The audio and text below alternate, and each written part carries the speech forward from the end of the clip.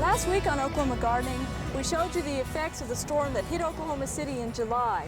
This week we want to show you the aftermath of that and what Oklahoma City is doing to clean up the mess. And back with us again today is Mark Bays. And you remember Mark is Urban Forestry Coordinator with the Department of Agriculture's Forestry Services. And Mark, this is incredible. I can't believe how much wood is out here. It really is amazing. And you know, after the storm that came through Oklahoma City, driving around the city, I saw all the damage, but until you came out to this facility, which was one of the facilities that they had as the collection points for all the trees and branches that we lost, you really don't get the impact on just how much was lost in Oklahoma City alone, let alone the surrounding communities. Well, it'd be interesting to calculate how many years of tree growth are represented here. It really is. I mean, one of the largest trees that I saw out here was a silver maple, and the diameter on it was probably 4 feet in diameter. So if you think about that, that's probably 100 years or so ago, and then multiply it times all the material that was out here. That's a lot of growth that was lost. It's a good reason for people to replant trees as well. Right. Well, tell me, they have these grinders out here. How many of these are going right now? Right now out here, back in the back part of the collection site here, they have as many as 5 of them going.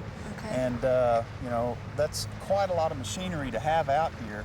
And the different sites that they've had open around the city, this is the last one that they have that's open. So there were more than just this one? There was more than this one. There was probably three or four different sites spread across the city that you know, that they had as a collection point. Okay, well, it looks like the stuff they have to work with is real rough, but the product that comes out of those tub grinders looks like pretty high quality mulch. Is this something that's available to the average homeowner?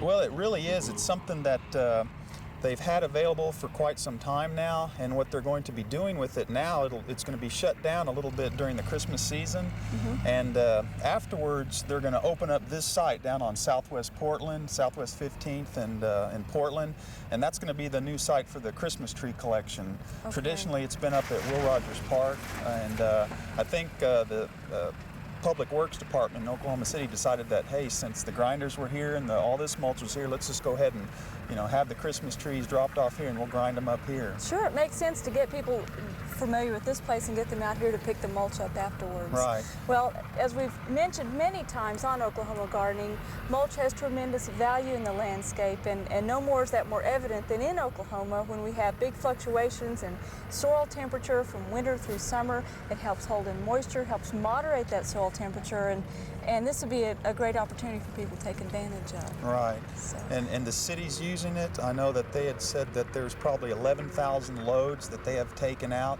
just for public projects and everything across the state. It's nice to see that you know, what we lost is being used for something worthwhile. Right. I mean, you all have mentioned so often about the importance of organic material being incorporated back into the soil.